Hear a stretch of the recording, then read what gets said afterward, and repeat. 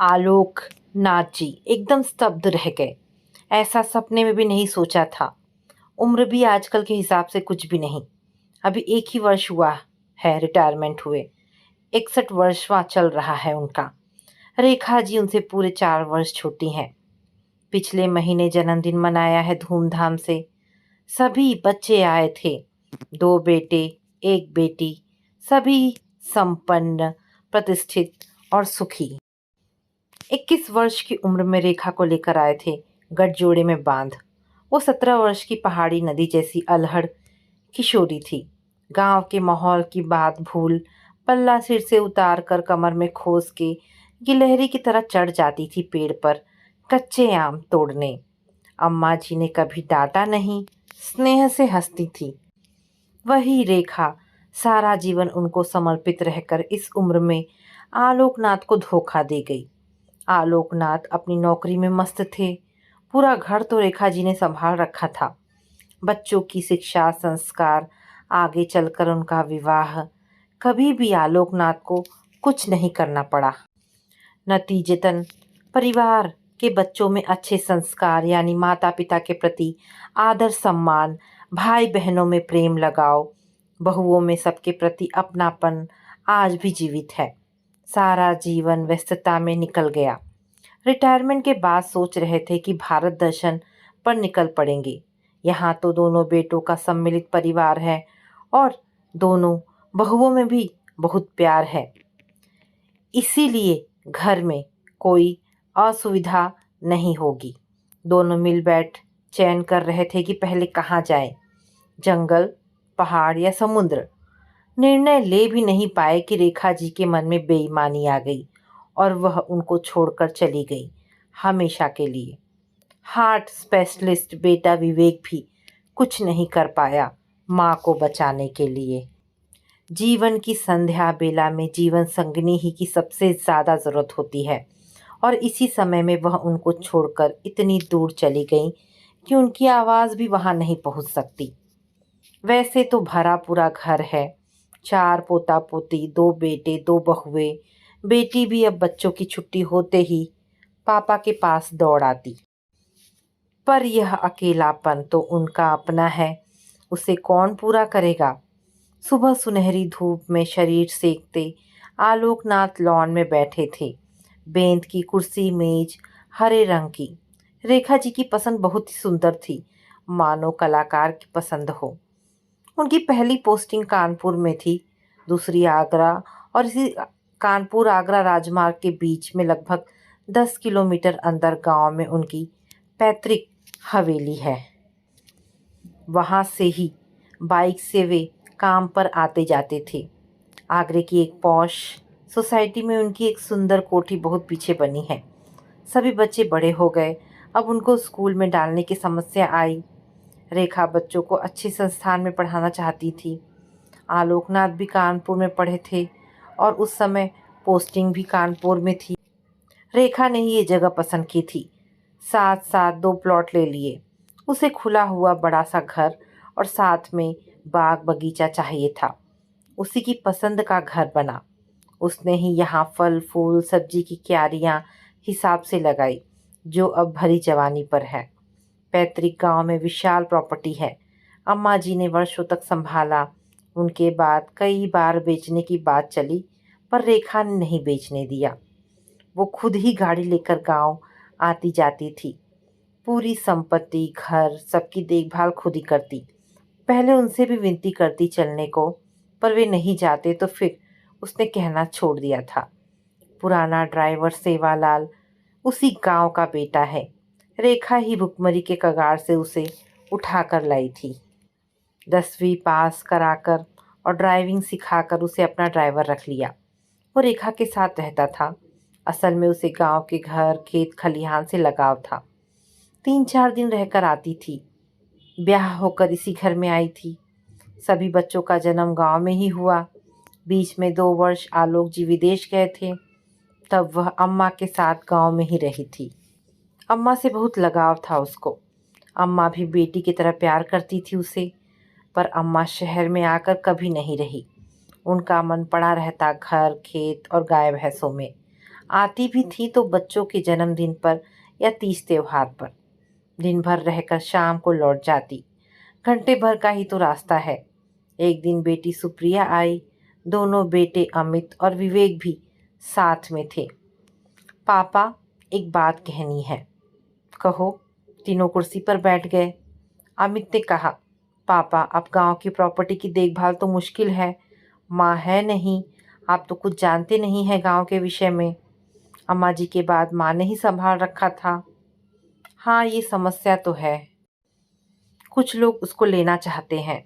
वे लोग आ भी रहे हैं, फ़ोन भी कर रहे हैं। थोड़ा अवाक हुए। हवेली, खेत, बाग सब? नहीं नहीं, करोड़ों का है सब कुछ, टुकड़ों में। कोई हवेली, कोई खेत, कोई बाग। तो क्या तुम लोग? जी पापा, उसको कौन संभालेगा अब? हमारे पास ना समय है, ना जानकारी या अनुभव। आपको अकेला छोड़ नहीं सकते। ऐसे में इतनी बड़ी प्रॉपर्टी को लावारिस रहने देना। बच्चों की बातों के औचित्य को समझा उन्होंने। ठीक ही है, पर सब चीज़ों का अलग अलग ही सही मूल्यांकन होना चाहिए। नहीं तो दो कौड़ी भी नहीं देगा कोई। औने पौने में सब कुछ छोड़ देना बुद्धिमानी नहीं है। पर हम तो कुछ भी नहीं जानते ज़मीन मकान के विषय में। 4 दुधारू गाय भैंसे हैं। सेवालाल कह रहा था कि मनोहर ग्वाला लेना चाहता है, बच्चों समेत। एक एक गाय भैंस 10-12 हज़ार रुपए की है। मनोहर ने कहा है सबके लिए 10,000 देगा। पागल है क्या? यही तो परेशानी है। माँ के ना रहने से सब यही सोच रहे हैं कि हम लोगों को ना तो कुछ पता है और ना हम वहाँ रहने जा रहे हैं, तो पानी के मोल ले लो। तो फिर? थोड़ा झिझकते हुए बेटी ने कहा, पापा, आप 2-1 दिन के लिए जाकर वैल्यूएशन करा आए तो। पर मैं कैसे वैल्यूएशन करूँगा? मुझे तो गज भर ज़मीन का भी कोई अंदाज़ा नहीं। हाँ, आपको नहीं पता। मनीष 2 दिन के लिए जा रहा है। सब देखभाल कर दाम लगा देगा। कहाँ है मनीष? जी पापा, उसका तो काम ही यही है, ज़मीन जायदाद खरीदना बेचना। ठीक है, चला जाऊँगा। उसे रख कर भी क्या होगा? सेवालाल साथ रहेगा। कोई असुविधा नहीं होगी। वो गांव का ही बेटा है। इस समय क्या दाम चल रहा है उसे पता है। भोर में ही निकले आलोकनाथ धूप चढ़ने से पहले पहुंच जाएंगे। घर के नौकर को साथ भेज रही थी बहुएं कि 2-4 दिन रहना पड़े तो खाने पीने की उनको असुविधा ना हो। पर सेवालाल ने ही मना किया। माँ जी तो हर महीने 1-2 चक्कर लगाती ही थी। पूरी व्यवस्था है। मेरी माँ है, बहन है, खाने के लिए कोई परेशानी नहीं होगी। नौकर की घर पर भी बहुत ज़रूरत थी तो सब मान गए। गाड़ी ने गांव का रास्ता पकड़ा। आलोकनाथ का मन उदास हुआ। आज बेटों की सुविधा के लिए वे गांव चल पड़े और रेखा विनती करती रही कि एक बार गांव चलो, देखो ना तुम्हारे लिए कितने सारे अनमोल तोहफे जमा कर रखे हैं वहाँ। पर वे नहीं आए। ना तो समय निकाला, ना मन ही था। कहते कहते बेचारी रेखा ही दुनिया छोड़ गई। उन्होंने मन ही मन रेखा से क्षमा याचना की। 8 वर्ष बाद गांव आ रहे थे। अंतिम बार अम्मा का क्रियाक्रम करने आए थे बस।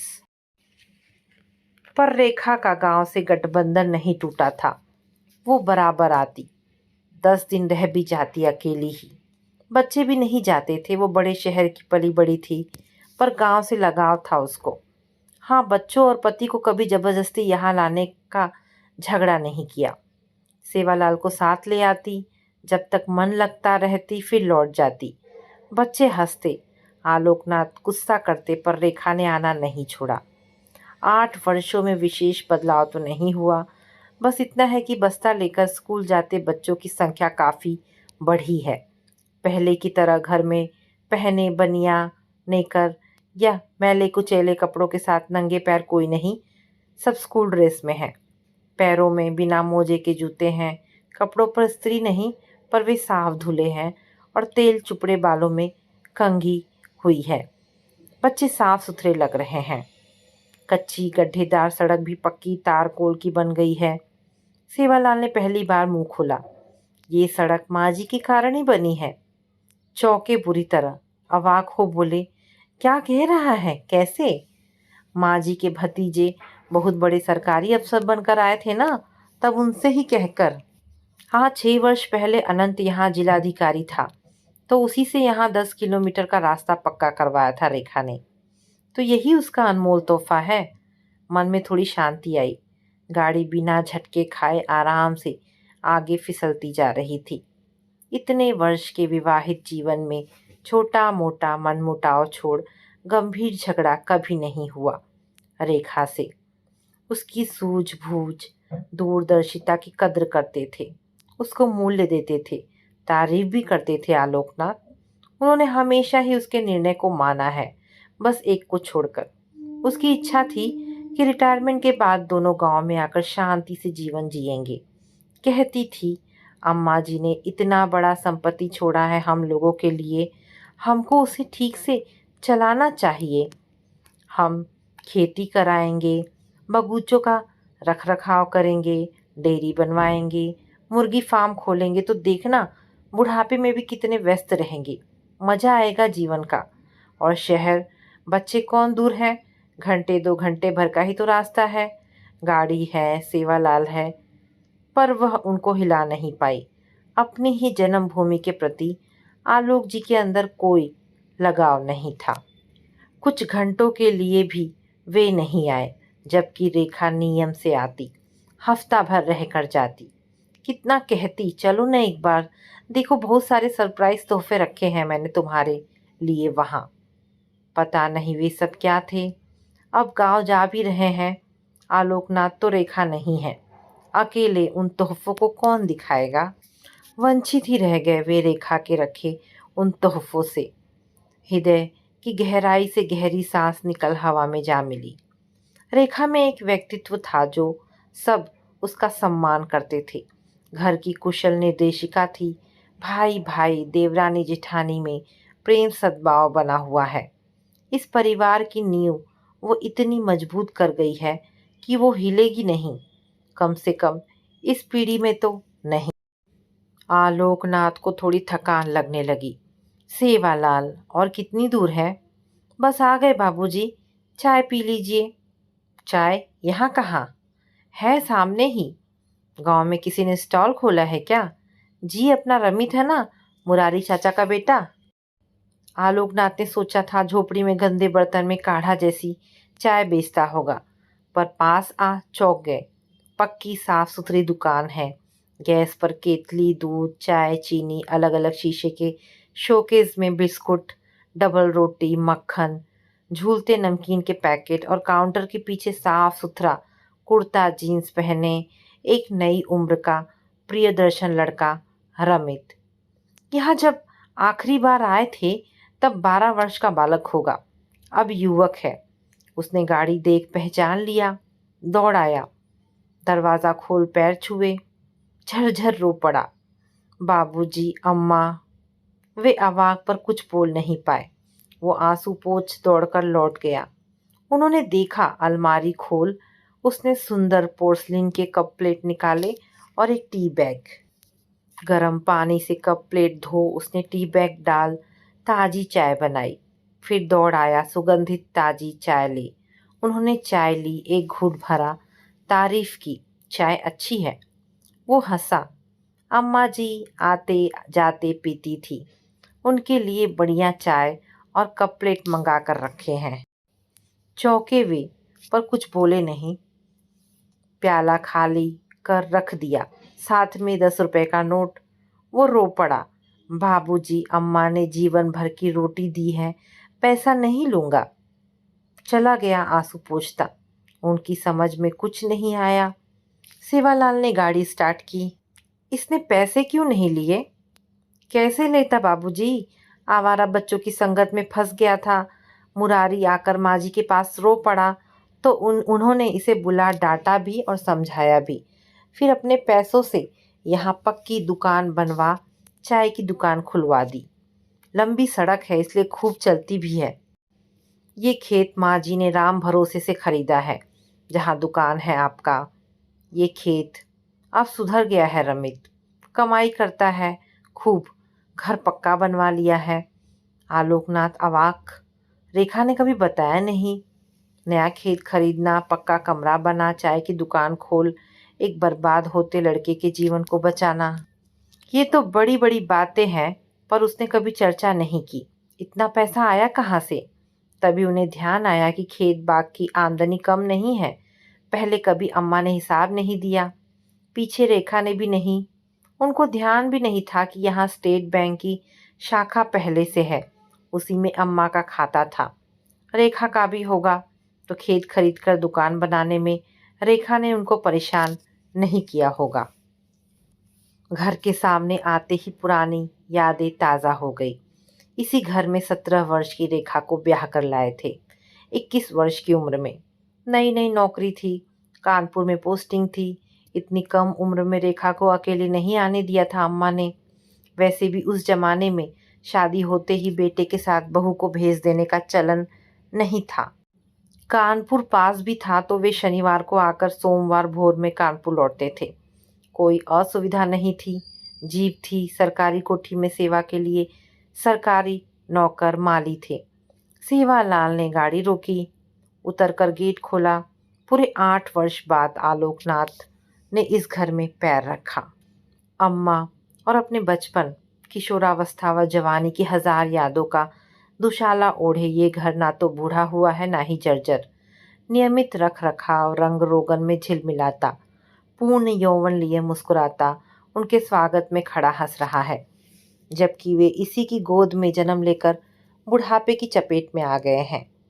तभी कोई पैरों पर पछाड़ खाकर आ गिरी और हाहाकर रो उठी।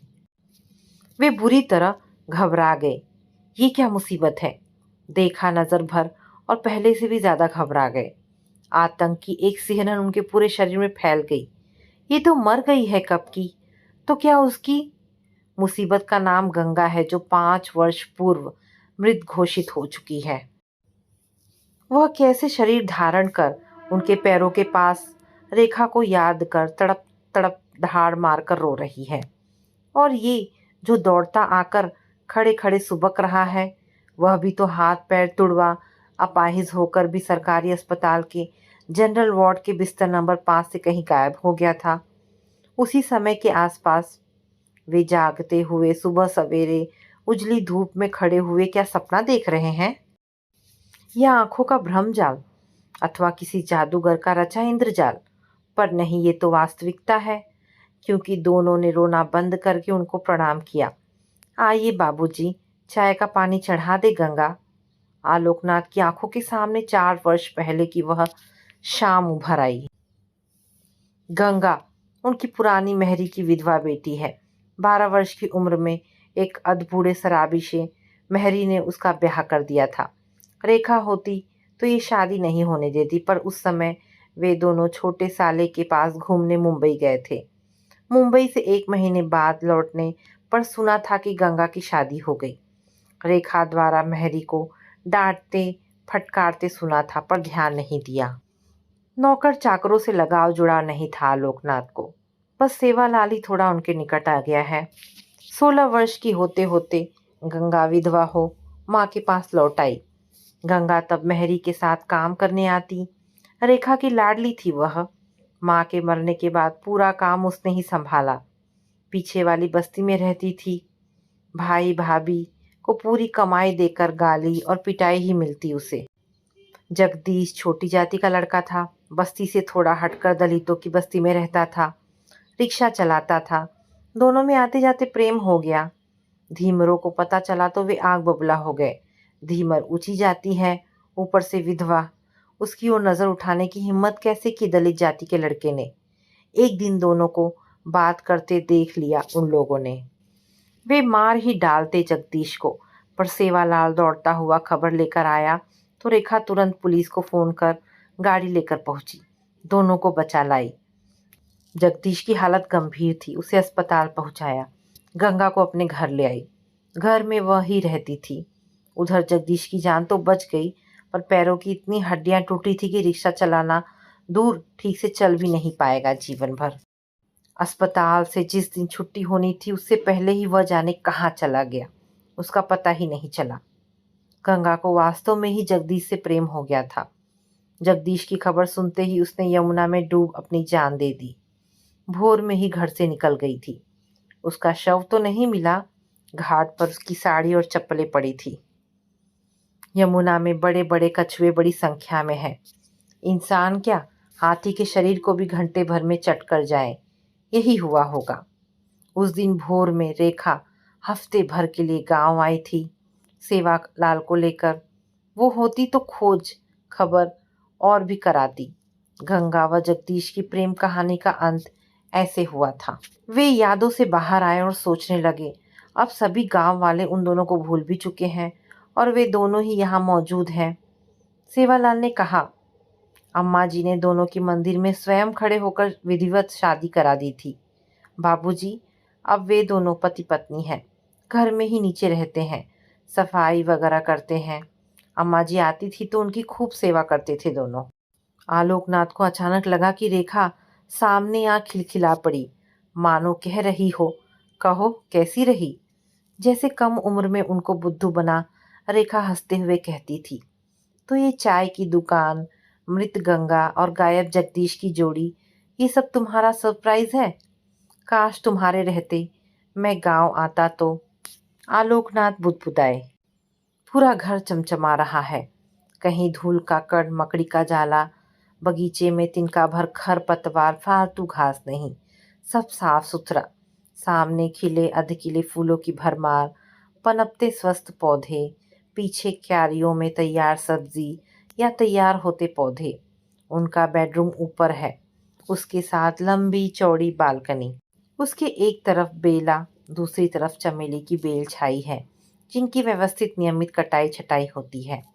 रेखा ने योजना बनाकर दोनों को रोपा था। लजाई सी आलोकनाथ जी से बोली थी, जब हम सोएंगे तो ये दोनों फूलती बेल हमको रात भर सुगंध देंगी। कितनी रातें, कभी चांदनी में, कभी तारों की छांव में उन्होंने यहाँ बैठ बातें करते बिताई है। वे बालकनी में आकर खड़े हुए। चमेली की एक झुकी डाल ने उनके माथे को छुआ। चौंक गए। उन्हें लगा कि रेखा ने प्यार किया। इस बीच गंगा चाय बिस्कुट ले आई।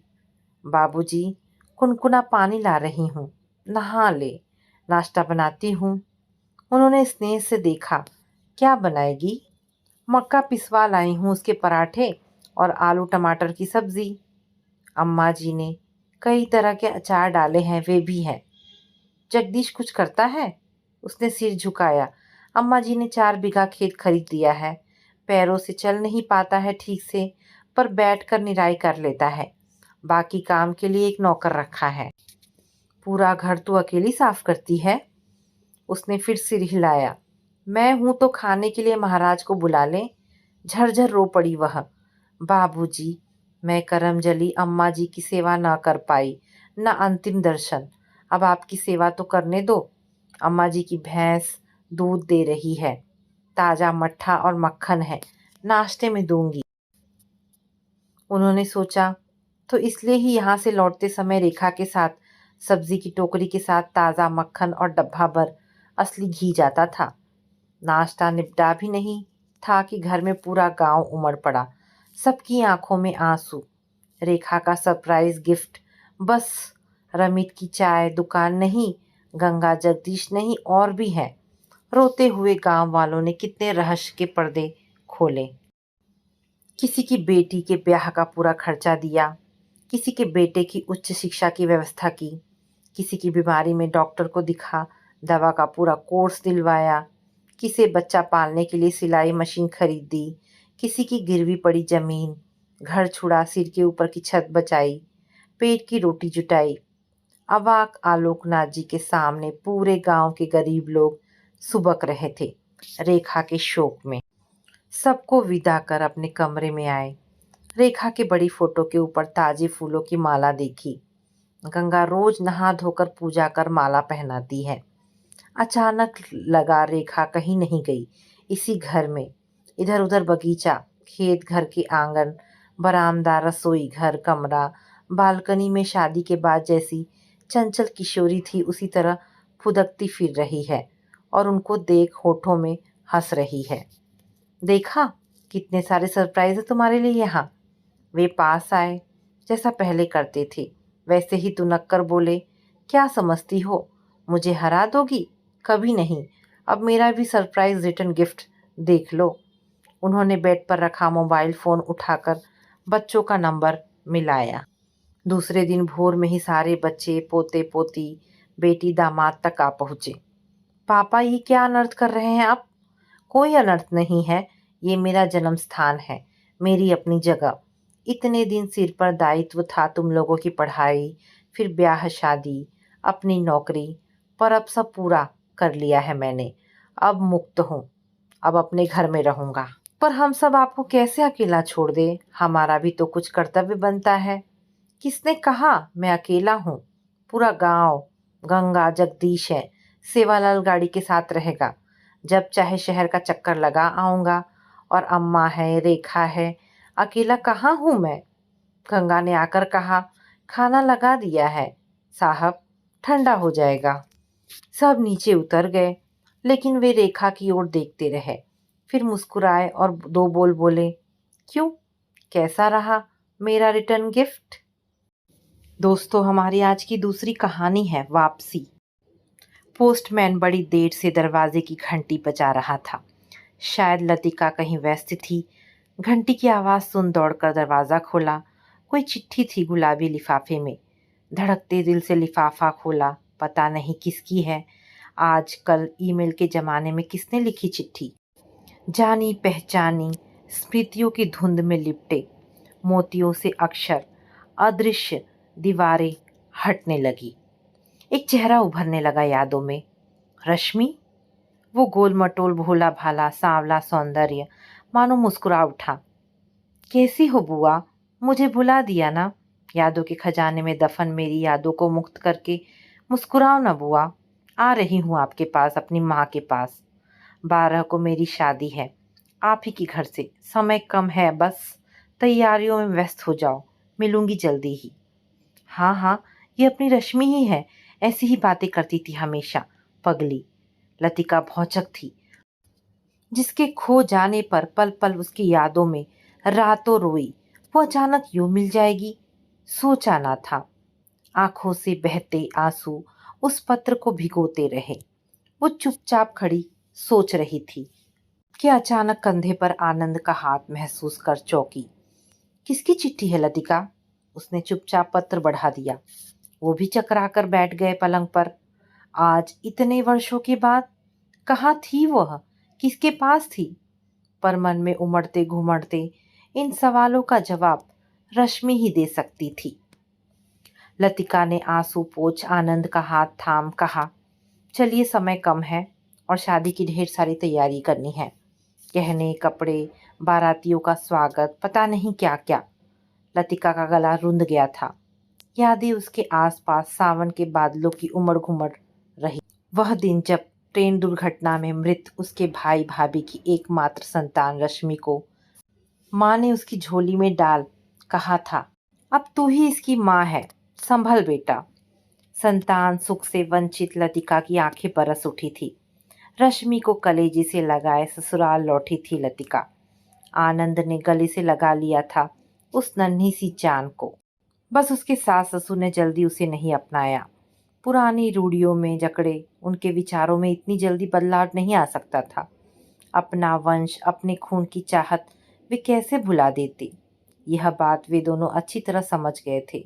पर रश्मि के आने से उनका सपना जैसे साकार हो गया था, क्योंकि वे समझ रहे थे कि प्यार में बड़ी ताकत होती है। बस उनके पूरे घर आंगन में रश्मि की किलकारियां गूंजी। नन्हे कदमों की आहट से मन का कोना कोना महक उठा। और जब पहली बार माँ कहा रश्मि ने, तो वो निहाल हो उठी थी। पर ना जाने कब बड़ी होती रश्मि को उसकी सासू माँ ने ये एहसास करा दिया कि वो उसकी सगी माँ नहीं, बुआ है। पर ये बात उसके बाल मन ने कभी स्वीकार नहीं की थी। वो चुपके से कभी कभी उसे माँ पुकार उठती। कब रश्मि बड़ी हुई, कब स्कूल गई और कब डांस प्रतियोगिता में भाग लेकर लौटते समय वह क्रूर भयानक हादसा उसे याद कर लतिका काँप उठी। सहेलियों संग हंसती खेलती रश्मि जब उनसे अलग होकर गली के मोड़ पर पहुंची, तो अचानक शराब पिए झूमते झामते कुछ सिरफिरों की टोली ने उसे घेर लिया। वो अकेली डरकर चीखती चिल्लाती अपना बचाव करती रही उन भेड़ियों से। वे बलिष्ठ थे और उस पर भारी पड़ रहे थे। वो छोटी सी बच्ची सिंहनी की तरह उनका सामना करती रही, अपना भारी बस्ता पूरी ताकत से घुमाती रही, दांतों से काटा। अंततः एक बड़ा पत्थर उठाकर उनमें से एक के सिर पर दे मारा और भाग आई थी घर। परंतु उस 12 वर्षीय किशोरी के अंतर्मन में उस हादसे ने गहरी जड़ें जमा ली थी। लतिका की गोद में रोते सिसकते रात भर कांपती रही रश्मि। ईश्वर ने उसके साहस को नमन कर उसे सुरक्षित बचा तो लिया था, पर उसके कोमल मन ने जो घाव खाए थे वे नहीं भर पा रहे थे। उसकी सासू माँ कुछ भी अघटित न होने पर भी वे उसे ही दोषी मान रही थी। कितने लांछन, कितने आरोप। वो बच्ची थी, क्या जानती थी दुनिया के प्रपंच की बातें। वो घुट रही थी मन ही मन। कई रातों तक सोई नहीं थी, ना कुछ खाती ना पीती। वो चंचल मैना चहकना ही भूल गई थी। सासू माँ उसे झूठी, मक्कार, ना जाने क्या क्या कहती रहती और वो चुपचाप अपनी नम आंखों से उन्हें देखती रहती। आनंद भी माँ से कुछ नहीं बोल पाते कि बूढ़ी हैं, पुरानी हैं, पुरानी विचारधारा की हैं, एक दिन सब ठीक हो जाएगा। पर वह दिन कभी नहीं आया और एक रात घर से कहीं चली गई रश्मि। लतिका तो जैसे पागल हो गई थी। आनंद रात भर खोजते रहे उसे, पर रश्मि तो जैसे पटल में समा गई। लतिका के जीवन की शून्यता पूर्ण नहीं हो पाई थी। वो उसके भाई की भी एकमात्र संतान, उनकी आखिरी निशानी थी। उसकी ममता एक बार पुनः पराजित हो गई थी। बाद के वर्षों में सासू माँ नहीं रही, फिर ससुर जी, और वे दोनों अकेले रह गए थे। धीरे धीरे अकेलेपन की आदत पड़ गई थी और रश्मि की यादें धुंध में कहीं खो गई। गैस पर दूध उबलने था। गरम चाय से उसका हाथ जलते ही वो घबराकर अपनी तंद्रा से लौट आई। आंसू पोंछ शीघ्रता से कार्य निपटाया। शाम को खरीदारी की लिस्ट तैयार करने बैठ गए। अचानक लतिका एक उमंग, उत्साह से भर उठी। उसकी बेटी की शादी है। कौन सा रंग उस पर फबेगा, कैसे गहने खरीदे, कैसी दिखती होगी वह, क्या उस पर गुलाबी रंग अब भी खिलता होगा। वो मुस्कुरा उठी। विवाह से ठीक 2 दिन पहले रश्मि आ गई थी। सुबह सुबह बड़ी सी काले रंग की गाड़ी का दरवाज़ा ड्राइवर ने सैल्यूट देकर खोला। वो धड़कते दिल से देख रही थी। एक सावली सलोनी युवती, कंधों तक लहराते बाल, हिरनी सी काली आंखें, गुलाबी साड़ी में। हाँ हाँ, यही है उसकी रश्मि। वही तो थी, बिल्कुल वन देवी की तरह खूबसूरत। उसने दौड़कर लतिका के चरण स्पर्श किए और गले लग गई। कैसी हो बुआ? उसकी भी आंखें उठी थी। फिर आनंद को प्रणाम कर पूछा, पापा कैसे हैं? आनंद ने बाहें फैला बेटी को थाम लिया था। उसके पीछे 2 शालीन सज्जन से वृद्ध दंपति भी थे। मुस्कुराते हुए लतिका और आनंद ने उनके पांव छुए और स्वागत किया। रात को गर्म कॉफ़ी पीते हुए रश्मि ने बताया कि वो भागकर किस यात्रा के लिए कहाँ बिना सोचे समझे घर से बाहर निकल आई थी। दादी माँ ने मुझे धमकाया था कि भाग जा यहाँ से, वरना वो बुरा हाल करूँगी तेरा की। उनकी बातें सुन सुनकर पड़ोस वाली मेरी सहेलियाँ मुझसे बातें नहीं करती थी और उनकी माँ मेरे साथ उन्हें खेलने से मना करने लगी थी। मैं डर गई थी बुआ, क्या करती। आप लोगों को बताने पर भी दादी नाराज़ होती। कहाँ जाऊँगी नहीं जानती थी, बस घर से निकल पड़ी थी। रास्ता अंधेरा था और मेरे पीछे कुत्ते भौंकते हुए दौड़ रहे थे। मैं उनसे बचने के लिए दौड़ती दौड़ती रेलवे स्टेशन तक पहुंच गई। सन्नाटा था। मैं एक कोयले वाली मालगाड़ी में छुप गई। रात भर वहीं बैठी रोती रही। सुबह कोयले की ढुलाई करने वाले मजदूरों ने मुझे देखा तो भौचक रह गए। उन्हें देख मैं ज़ोर ज़ोर से रोने लगी और वे सब मुझे चुप कराते रहे और मुझे अपने साथ ले गए। खाना खिलाया। जब मेरा नाम पता पूछा तो भयवश मैं कुछ नहीं बोल पाई। मैं वापस नहीं आना चाहती थी। घर परिवार से दूर रोजी रोटी कमाने आए उन गरीब मजदूरों ने मुझे बेटी की तरह प्यार दुलार दिया। वे दिहाड़ी पर काम करने वाले मजदूर थे, कोयला ढोने, रेलवे लाइन बिछाने का काम करने वाले। मैं उनके साथ बहुत दिनों तक रही, पर जब उनका काम ख़त्म हो गया तब उन्होंने मुझसे फिर पूछा, बेटा अपने घर जाओगी? पता मालूम हो तो हमें बताओ, हम तुम्हें वहाँ पहुँचा देंगे। पर मेरी चुप्पी से वे विवश थे। मैं तो केवल इलाहाबाद का नाम जानती थी, पर घर कहाँ है याद नहीं था। उन भोले भाले मजदूरों ने मुझे पुलिस के पास नहीं दिया। कि वे पता नहीं मेरे साथ क्या सुलूक करेंगे या कहीं उन्हें ही लड़की को अगवा करने के जुर्म में न फंसा ले। उन्होंने पड़ोस में रहने वाली दादी माँ रूपा वर्मा के पास भेज दिया था। उनके यहाँ कुछ लड़कियाँ किराए में रहकर पढ़ती थी। उनके पति फौज में आसाम में कार्यरत थे, अतः उन्होंने मेरे मासूम बचपन को ध्यान में रखकर प्यार से मुझे भी अपना लिया था। वे निसंतान थी। मुझे अपनी नातिन मानकर पढ़ाया लिखाया। उनके प्यार दुलार से मैं बिखर गई थी और टुकड़ों में अपनी व्यथा उन्हें कह सुनाई। उन्होंने मेरा हौसला बढ़ाया। कोई बात नहीं बेटा, एक दिन योग्य और सक्षम बनकर वापस लौटना। आज मैं प्रशासनिक सेवा में हूँ माँ। राजेश मेरा बैचमेट है और दादी माँ का रिश्तेदार भी। मेरा विवाह मेरे ही सहकर्मी और मेरी पसंद है। 25 तारीख को वे बारात लेकर आएंगे। मेरी किस्मत अच्छी थी बुआ कि मुझे अच्छे लोग मिले, पर मैंने अपनी जैसी हज़ारों लड़कियों को भटकते देखा है। अब मैं उनके लिए कुछ बड़ा काम करूँगी। मैं उनकी पीड़ा समझती हूँ। अगर माँ बाप अपने बच्चों को समझते तो इतनी लड़कियाँ आज सड़कों पर नहीं भटकती ना बुआ। इस दौर में मैंने ये भी सीखा बुआ माँ कि सभी पुलिस वाले भी अविश्वसनीय नहीं होते। मुझे उन लोगों ने बहुत प्यार व सम्मान दिया है और आप लोगों को खोजने की बहुत कोशिश की, पर आप नहीं मिले। फिर जब आपका पता चला तो आपसे मिलवाने में एक पल की देरी नहीं की कि कन्यादान का अधिकार तो आप ही का है। फिर प्यार से लतिका की गोद में सिमट बिलक उठी, मुझे माफ़ कर दो बुआ माँ। रश्मि की बातों पर अविश्वास करने का तो प्रश्न ही नहीं उठता था। उसकी सच्चाई उसके आंसू बयां कर रहे थे। लतिका को अपनी बेटी पर पूरा विश्वास था। काश वो किसी की परवाह नहीं करती और अपनी बेटी के हक के लिए माँ से समाज से लड़ जाती तो ऐसा नहीं होता। लतिका सोच रही थी। विकृत रूढ़ियों और अपरिपक्व सोच वाली एक बुजुर्ग महिला ने उसे सड़कों पर भटकने के लिए विवश किया तो एक परिपक्व मानसिकता सुलझे सोच वाली रूपा जी ने उसे जिंदगी दी। वो भावविवल हो उठी। उसने वहीं बैठी रूपा जी के आगे दोनों हाथ जोड़ दिए। उन्होंने लतिका को सहारा दिया। सारा सवाल तो इसी सोच का है। हमें समाज के साथ बदलना ही होगा। हम अपने बच्चों पर अविश्वास करके ही उन्हें मौत की ओर ढकेलते हैं। रोती हुई रश्मि को बाहों में समेटे लतिका बहुत खुश थी। आज वर्षों बाद बसंत लौट आया है। जीवन में अनेक पतझड़ के थपेड़े सहने के बाद लौट आया है उसका बसंत। अब इसकी कोमल पंखुड़ियों को मुरझाने से बचाना ही होगा। उसने प्यार से रश्मि को गले से लगा लिया और दोनों माँ बेटी चल दी अपनी शादी की तैयारियों में जुटने के लिए। तो दोस्तों, ये कहानी यहाँ पर समाप्त होती है। आशा करती हूँ दोनों कहानियाँ आपको पसंद आई होगी। अगर कहानी पसंद आई है तो प्लीज़ इसे लाइक करें। ऐसी ही ढेरों पारिवारिक और शिक्षाप्रद कहानी सुनने के लिए मेरे चैनल को प्लीज़ सब्सक्राइब करें। मिलते हैं एक नई कहानी के साथ। धन्यवाद दोस्तों।